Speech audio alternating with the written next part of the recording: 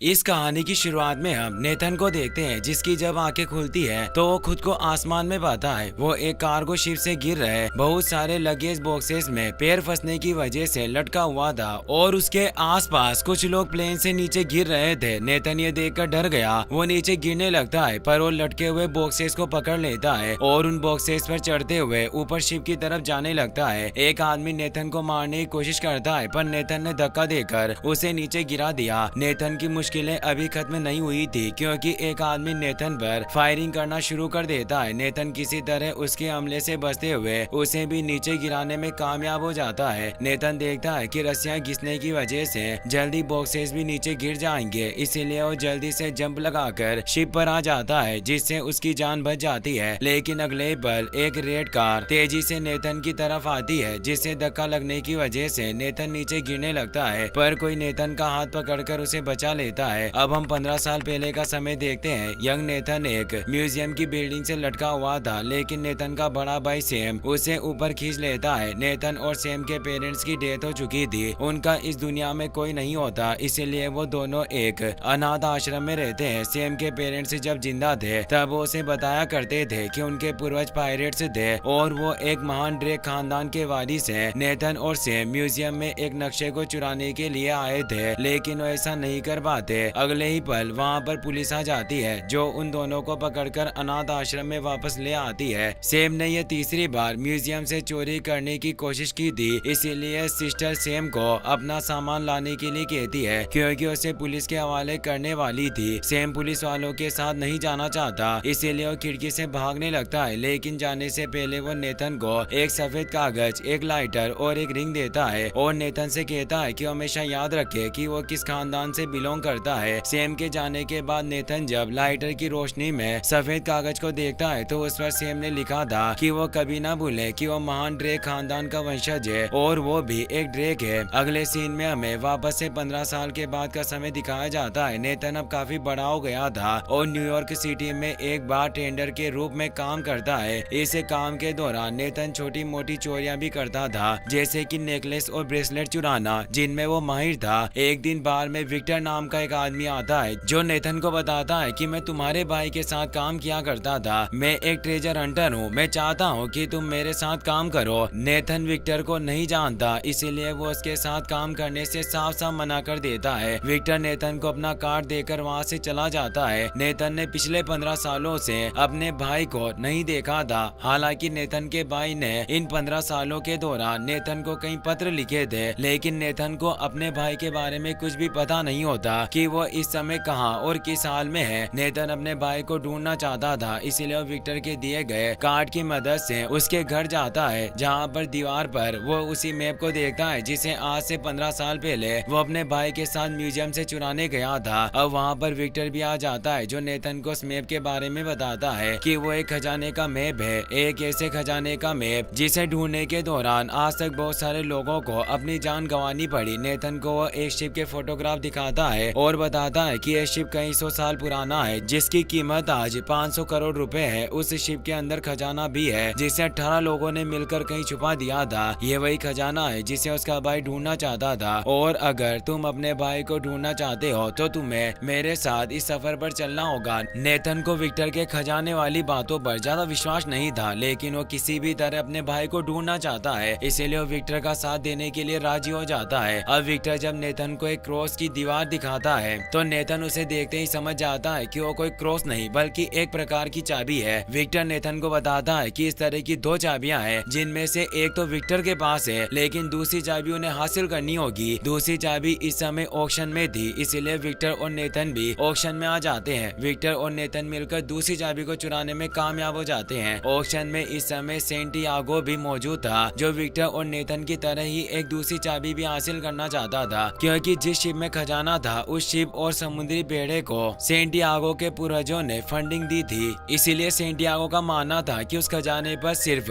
उसका अधिकार है। अब इससे पहले कि विक्टर चाबी लेकर वहाँ से निकलता, विक्टर के सामने बेड्रोक आ जाती है, जो विक्टर के गले पर चाकू रखकर उससे चाबी मांगने लगती है। दरअसल बेड्रोक सेंटियागो के लिए काम करती थी और उसे पता चल गया था कि विक्टर चाबी चुराकर भाग रहा है, इसीलिए वो उससे चाबी हासिल करना चाहती थी। अगले ही पल वहाँ पर सिक्योरिटी गार्ड्स आ जाते हैं, जिसके बाद बाद गार्ड्स और बेड्रॉक के बीच में फाइट होना शुरू हो जाती है। मौके का फायदा उठाकर विक्टर वहां से निकल जाता है। विक्टर चाबी हासिल करने के बाद नेथन के साथ बार्सिलोना स्पेन में आ जाता है, जहां पर फ्रेजर नाम की एक लड़की उनसे मिलती है। विक्टर फ्रेजर को पहले से जानता था क्योंकि कभी वो दोनों साथ में मिलकर काम किया करते थे। विक्टर और फ्रेजर की बातों से नेथन को पता चलता है कि पहली चाबी विक्टर के पास नहीं बल्कि फ्रेजर के पास है, लेकिन विक्टर ने नेथन से झूठ बोला कि पहली चाबी उसके पास है। नेथन पूछता है कि आखिर तुमने मुझसे झूठ क्यों बोला। अगले ही पल फ्रेजर उनसे दूसरी चाबी भी लेकर वहां से भागने लगती है क्योंकि उन दोनों को धोखा देना चाहती थी। नेथन किसी तरह फ्रेजर को पकड़ लेता है। विक्टर फ्रेजर को समझाता है कि बिना नेथन के वो खजाने तक नहीं पहुंच सकते, इसीलिए उसे उनका साथ देना होगा। फ्रेजर उनका साथ देने के लिए राजी हो जाती है। विक्टर ने नेथन के भाई सैम के साथ मिलकर एक पुरानी डायरी को चुराया था, जिसके बाद सैम कहीं गायब हो गया। विक्टर और नेथन उस डायरी को फॉलो करते हुए एक पुराने चर्च तक पहुंच जाते हैं। चर्च के तहखाने में जाने पर उन्हें एक ऐसी जगह मिल जाती है जहां पर उन चाबियों को लगाया जा सकता था जो उनके पास थी। उन दोनों चाबियों को लगाकर जब वो घुमाते हैं तो अचानक से कुछ तीर निकलते हैं जो सामने की दीवार पर जाकर लगते हैं। नेथन, विक्टर और फ्रेजर की किस्मत अच्छी थी जो उन तीर के हमले से बच जाते हैं। उन दोनों चाबियों को अपोजिट साइड में घुमाने पर वहां पर एक सीक्रेट दरवाजा खुल जाता है। उस दरवाजे से होते हुए वो तीनों नीचे तहखाने में आ जाते हैं। तहखाने में दो रास्ते थे जो अलग अलग दिशा में जा रहे थे। अब नेथन और फ्रेजर एक साथ एक रास्ते पर जाने का फैसला करते हैं। वहीं विक्टर अकेले दूसरे रास्ते पर जाता है। जाने से पहले वो अपना मोबाइल एक दूसरे के फोन और जीपीएस से कनेक्ट करके जाते हैं ताकि उन्हें एक दूसरे के लोकेशन का पता चलता रहे। नेथन और फ्रेजर उस सीक्रेट रास्ते से होते हुए एक नाइट क्लब में पहुंचते हैं क्योंकि वो रास्ता क्लब तक जाता था। क्लब में ढूंढने पर जल्दी उन्हें वो जगह मिल जाती है जहां पर चाबी को लगाया जा सकता था। अब इससे पहले कि वो चाबी लगाते वहां पर सेंटियागो के लोग आ जाते हैं जो उन दोनों के ऊपर हमला करना शुरू कर देते हैं। फ्रेजर और नेथन किसी तरह बड़ी मुश्किल से चाबी लगाकर दरवाजा खोलकर उस सीक्रेट कमरे में चले गए। वो देखते हैं कि वहां पर चाबी लगाने का एक और निशान मौजूद था। उस निशान पर चाबी लगाकर घुमाते ही उस कमरे के अंदर पानी भरना शुरू हो जाता है क्योंकि उस कमरे के ठीक ऊपर फाउंटेन मौजूद था और उस कमरे को इस तरह से डिजाइन किया गया था कि फाउंटेन का पानी कमरे में भर जाए और उसमें मौजूद व्यक्ति पानी में डूबकर मारा जाए। दरअसल उस दरवाजे को खोलने से पहले उन्हें एक दूसरा दरवाजा खोलना था जिस दरवाजे के पास इस समय विक्टर था। विक्टर उस दरवाजे के पास पहुंच गया था लेकिन वो दरवाजे को खोल पाता। बेड्रॉक वहां जाती है जो एक बार फिर से नेथन के ऊपर हमला करना शुरू कर देती है। वहीं दूसरी तरफ सीक्रेट कमरे में पानी भरने की वजह से नेथन और फ्रेजर की जान खतरे में थी। विक्टर बेड्रॉक पर हमला करके चाबी से दरवाजा खोल देता है। इससे फ्रेजर और नेथन की जान बच जाती है। नेथन और फ्रेजर इसके बाद उस दरवाजे से ऊपर आ जाते हैं। ऊपर से विक्टर नेथन और फ्रेजर को देख रहा था। नेथन अब विक्टर से वो दूसरी चाबी मांगता है जो इस समय विक्टर के पास थी क्योंकि नेथन और फ्रेजर को सामने एक चाबी लगाने का निशान दिखाई दे रहा था। यह चौथा दरवाजा था और नेथन को लग रहा था कि शायद उस दरवाजे के पीछे वो खजाना मौजूद होगा। विक्टर उन्हें चाबी नहीं देना चाहता था लेकिन इस समय उसके पास चाबी देने के अलावा कोई और रास्ता नहीं होता, इसीलिए वो नेथन को चाबी दे देता है। नेथन देखता है कि सामने दरवाजे पर एक अजीब तरह का निशान बना हुआ था। नेथन दोनों चाबियों को आपस में मिलाकर ठीक उसी प्रकार का एक निशाना बनाता है और जब वो उस निशान को दरवाजे के लॉक पर लगाकर घुमाता है तो दरवाजा खुल जाता है। कमरे के अंदर जाने पर नेथन और फ्रेजर को तीन बहुत बड़े बड़े पोर्ट मिलते हैं। उन बड़े बड़े पोर्ट को देखकर नेथन और फ्रेजर को लगता है कि फाइनली उन्होंने खजाना ढूंढ निकाला, लेकिन ये उनकी गलतफहमी थी क्योंकि जब फ्रेजर उन पोर्ट के अंदर देखती है तो वहाँ पर खजाना नहीं बल्कि सोल्ट था। इससे वो बहुत दुखी होते हैं। अगले ही पल वो तीनों पोर्ट एक एक करके अपने आप ही फूटना शुरू हो जाते हैं और उनके अंदर से एक नक्शा बाहर निकलता है। उस नक्शे को देखकर नेथन और फ्रेजर हैरान रह गए क्योंकि वो खजाने का असली नक्शा था। नक्शा देखकर उन्हें पता चलता है कि खजाना ढूंढने के लिए उन्हें सबसे पहले फिलीपींस जाना होगा जहां से आगे का सफर जारी होगा। नक्शा मिलने के बाद फ्रेजर एक बार फिर से नेथन को धोखा देती है और उसे बेहोश करके नक्शा लेकर वहां से निकल जाती है। विक्टर जब कमरे में आता है तो नेथन को वहां पर बेहोश पड़ा देखकर समझ जाता है कि फ्रेजर ने उन्हें धोखा दिया। होश में आने के बाद नेथन सबसे पहले विक्टर से अपने भाई के बारे में पूछता है क्योंकि फ्रेजर ने नेथन को बताया था कि विक्टर नेथन से उसके भाई के बारे में सच छुपा रहा है। विक्टर उसे बताता है कि जब मैं और तुम्हारा भाई डायरी चुराने के लिए गए थे तो वहाँ पर सेंटियागो की किलर साथी बेड्रॉक ने हमारे ऊपर हमला किया, जिस हमले में तुम्हारे भाई की मौत हो गई, लेकिन मैं किसी तरह वहाँ से बचकर निकलने में कामयाब हो गया। नेथन अपने भाई के गुजर जाने से काफी दुखी होता है। विक्टर नेथन को समझाता है कि तुम्हारा भाई हमेशा से चाहता था कि तुम उस खजाने को ढूंढो, इसीलिए तुम्हें अपने भाई के लिए खजाना ढूंढना होगा। नेथन अपने भाई के खातिर खजाना ढूंढने के लिए राजी हो जाता है, लेकिन साथ ही वो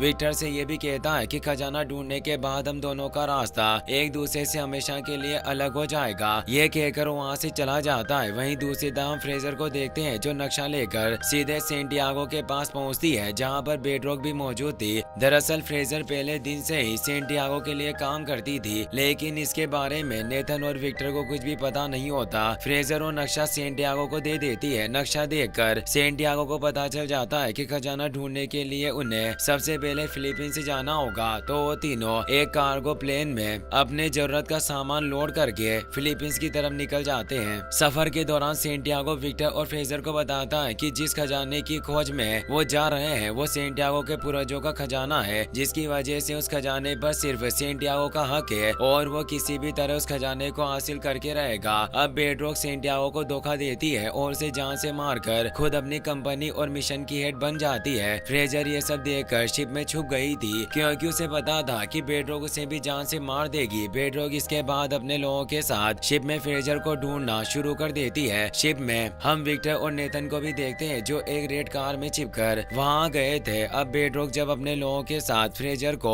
मारने के लिए उसे ढूंढ रही होती है तो मौके का फायदा उठाकर विक्टर और नेथन खजाने का असली मैप चुरा लेते हैं। विक्टर और नेथन इसके बाद पैराशूट लेकर शिप से नीचे कूदने का प्लान बनाते हैं ताकि वो बेडरॉक से बचते हुए खजाने को ढूंढ ले। विक्टर तो पैराशूट लेकर शिप से नीचे कूद जाता है, लेकिन नेथन ऐसा नहीं करता क्योंकि वो बेडरॉक को मारकर अपने भाई की मौत का बदला लेना चाहता था। नेथन सबसे पहले बेडरॉक के सामानों से भरे बड़े बड़े लगेज बॉक्स को एक पैराशूट से टच करके उन्हें शिप से नीचे गिरा देता है, जो अब शिप से लटके हुए थे। नेथन किसी भी तरह बेडरॉक को जान से मारना चाहता था और वही बेडरॉक के सोल्जर उसे सुरक्षित रखने की कोशिश कर रहे थे। अब अगले ही पल एक रेड कार जिसके अंदर फ्रेजर छुपी हुई थी वो तेजी से नेथन की तरफ आती है और उस कार से टकराने की वजह से नेथन शिप से नीचे गिरने लगता है। अब नेथन और फ्रेजर एक साथ रेड कार के साथ तेजी से नीचे की तरफ गिर रहे थे। फ्रेजर नेथन से पैराशूट खोलने के लिए कहती है, लेकिन नेथन के पास कोई भी पैराशूट नहीं होता, इसीलिए वो दोनों एक साथ लगेज के ऊपर जंप लगाते हैं और अगले ही पल वो दोनों लगेज के एक बड़े बॉक्स के ऊपर थे।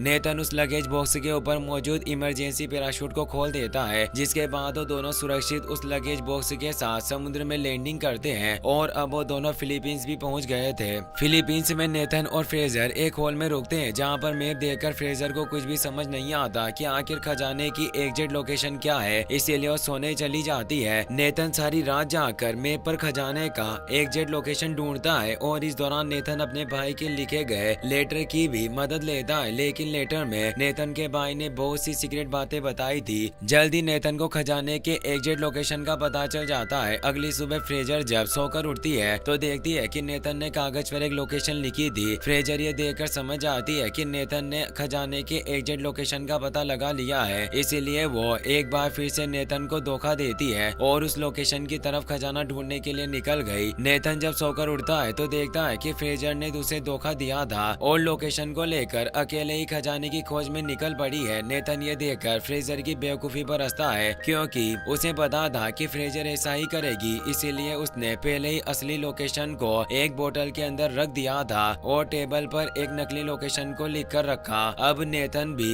एक स्टीमर से उस लोकेशन की तरफ निकल पड़ता है जो कि एक सीक्रेट आइलैंड की थी। वहीं दूसरी तरफ बेडरॉक नेथन पर नजर रख रही थी। नेथन जल्दी उस लोकेशन पर पहुंच जाता है जहां पर नेथन को दो जायंट शिप मिलते हैं और ये वही शिप थे जिनकी फोटोग्राफ विक्टर ने नेथन को दिखाया था और बताया था कि उनकी कीमत 500 करोड़ रुपए है। शिप के अंदर जाने पर नेथन को बेशकीमती खजाना भी मिल जाता है जिसकी वो खोज कर रहे थे। कुछ ही समय बाद विक्टर भी वहाँ पर आ जाता है। विक्टर को वहाँ देखकर नेथन पूरी तरह से हैरान रह गया और वो विक्टर से पूछता है कि आखिर वो वहाँ तक कैसे आया। इस पर विक्टर उसे याद दिलाता है कि नेथन ने अपने फोन के जीपीएस से विक्टर के फोन को कनेक्ट किया था, जिसकी वजह से विक्टर को नेथन की लोकेशन के बारे में सब पता था कि नेथन कब और कहां था। अब क्योंकि बेडरॉक नेथन पर नजर रख रही थी, इसीलिए वो अपने लोगों के साथ उस जगह पर पहुंच जाती है। बेडरॉक को वहां देखकर नेथन और विक्टर छुप जाते हैं। बेडरॉक शिप और बेशकीमती खजाने को लेकर बहुत खुश होती है। बेडरॉक इसके बाद अपने पावरफुल हेली कैरियर की मदद से उन दोनों शिप को हवा में उठा लेती है और उन्हें वहां से शहर में अपने बेस की तरफ ले जाने लगती है। अब छुपे हुए विक्टर और नेथन भी सामने आ जाते हैं और शिप पर मौजूद बेडरॉक के लोगों पर हमला करना शुरू कर देते हैं। नेथन और विक्टर बेडरॉक के लोगों को शिप से नीचे गिराकर हेली कैरियर पर कब्जा कर लेते हैं। बेडरॉक जब ये देखती है तो बहुत ही ज्यादा गुस्सा होती है और अपने लोगों को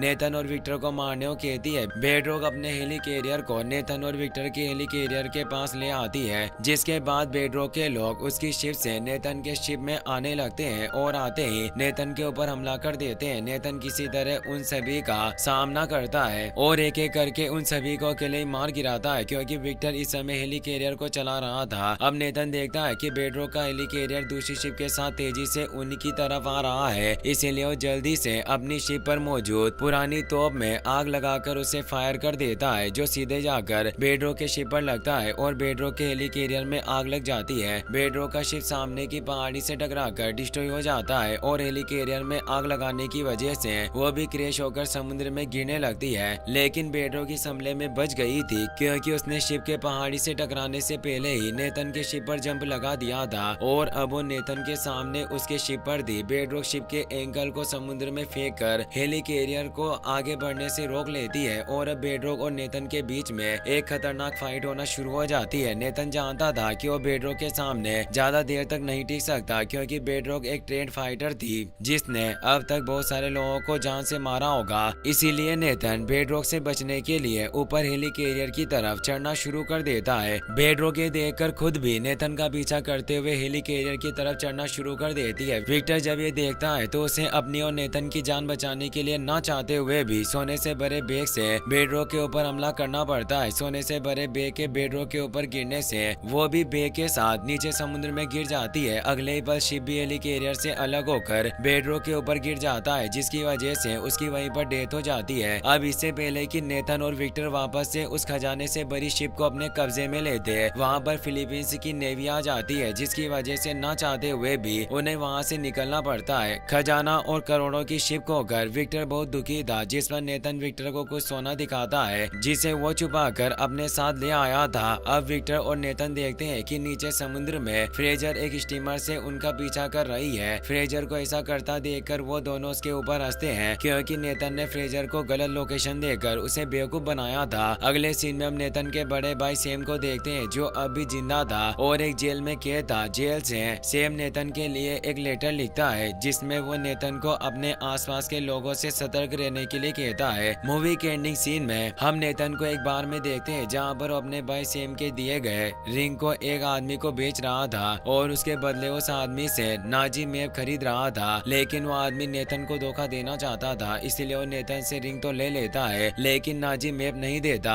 और उसके लोग नेथन के ऊपर अपनी गन तान देते हैं। अब वहाँ पर विक्टर भी आ जाता है, जो नेथन को बचा लेता है। अब नेथन और विक्टर जब वहाँ से बाहर निकलने लगते हैं तो उन्हें किसी के द्वारा पकड़ लिया जाता है और इसी के साथ ये मूवी यहीं पर खत्म हो जाती है। वीडियो पसंद आया हो तो वीडियो को लाइक और चैनल को सब्सक्राइब करने के लिए आपका तहे दिल से शुक्रिया। Thanks for watching.